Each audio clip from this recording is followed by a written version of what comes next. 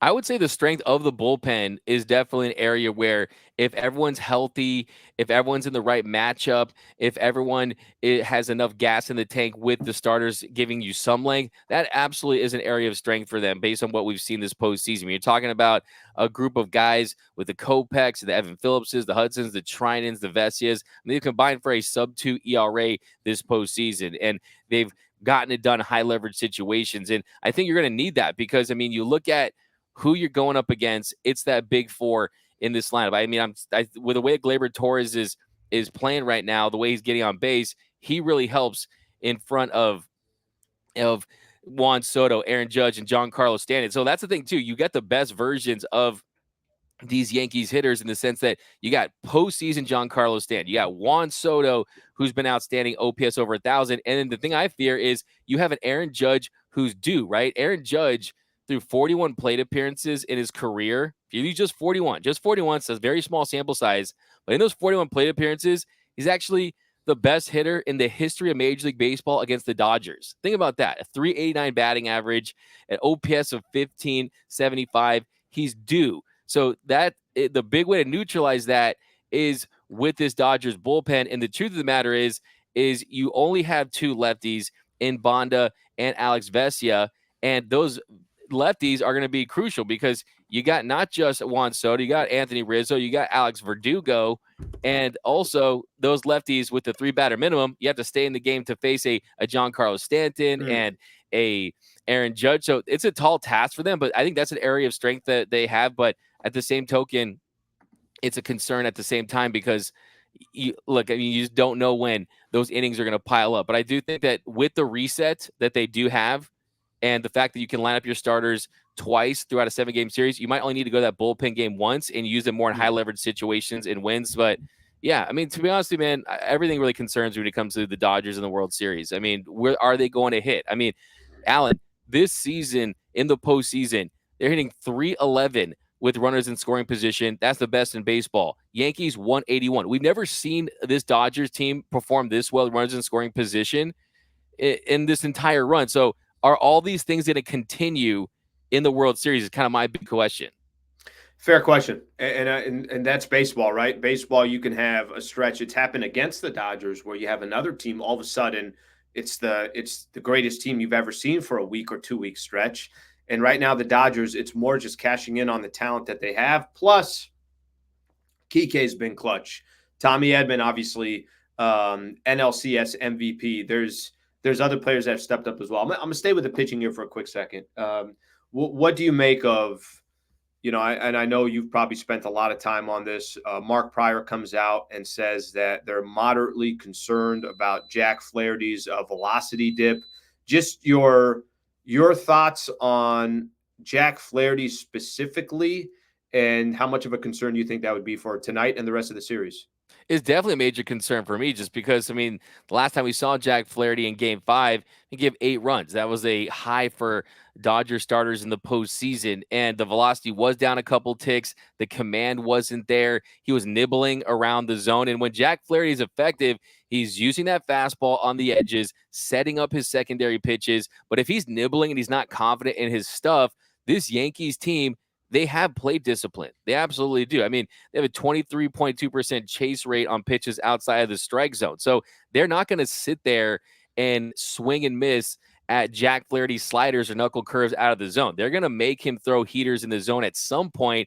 And if the velocity is at 91, they're going to crush it. So absolutely, I'm extremely concerned. And I'm hoping that there are some mechanical tweaks that we've seen from the regular season to the postseason that allowed Jack Flaherty to get back to throwing 95s again. And that's something we saw during the season with him too. Even in Detroit, he had a couple starts where his velocity fluctuated. They corrected some things and he was able to get back the command and the velo. So, I mean, one of the top 2-3 things you're looking for early in this game is Flaherty's command and his fastball velocity. Because look, Game 1 of the NLCS, I mean, he went 7 scoreless, and in Game 5, 3 innings, no strikeouts, was not missing bats, and he got roughed up. So it's really been a mixed bag for Jack Flaherty, and it's absolutely a concern because, I mean, I can tell you that they're telling us he's made mechanical adjustments. I can tell you that they told us he was sick, but until I see some 94s and 95s and better commands, I'm not going to believe it, right? I need to see it. Yeah, and kind of tonight, I think sets a little bit of the table too, because if, like you mentioned, if he's able to go 5 innings and he gave up 1 or 2 runs, if you got 6 out of him, amazing. But it's how much, what's the score going to look like when Jack Flaherty leaves the game?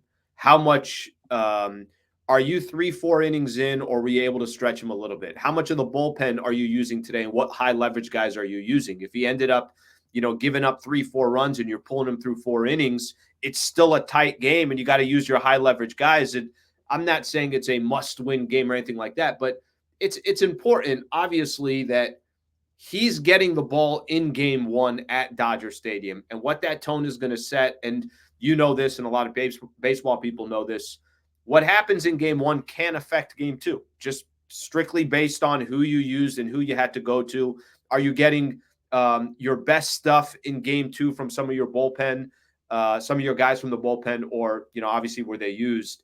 I think it's interesting. I think watching him tonight and seeing that article, I was in my head. Are you surprised how open they were about this? Because that's the part that's a that. great point. I was pretty surprised that, like, one, you have someone other than Dave Roberts speaking pretty candidly about the condition of their game one starter in the World Series. I mean, for me, it's we made some mechanical adjustments and he's feeling good. He's feeling healthy. This is the hometown kid, game one against the Yankees. I'm just kind of sticking with kind of the normal storylines. And if he's not pitching well, then we kind of address it during the game. But yeah, I mean, I think that when you're Jack Flaherty out there, he's more of a veteran pitcher. Of course, he's got more starts in the postseason than Yoshinobu Yamamoto, right? And you look at Walker Buehler in the state that he's in, it was the best version of him. But really, between Jack Flaherty, he's the guy that after Glasnow went down, and because of the injury to Yamamoto, I mean, you need to get innings out of him. And I think the difference between a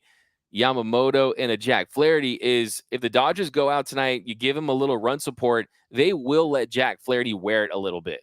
He can pitch in games where he's given up some runs, right? He's not someone that's going to give up some runs and get extremely rattled and get chased out of that game. He knows that he has to eat some innings to take some toll off that Dodgers bullpen because, look, what we're going to see tonight, I mean, it's very stressful. I don't know, Alan. It's like watching this Dodgers postseason run. Yes, they've won by a big cushion, the NLCS, but still, it's stressful to look at Of course. early in this game because they're always determined early in games.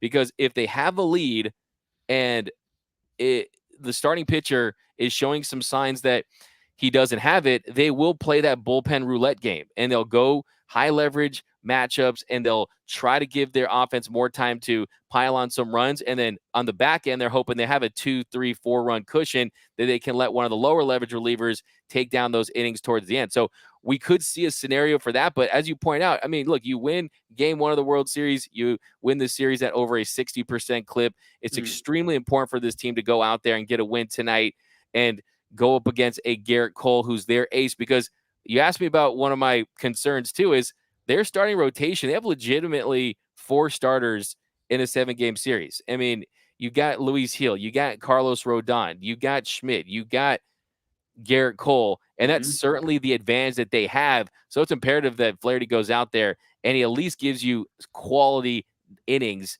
that you don't have to stack onto your bullpen.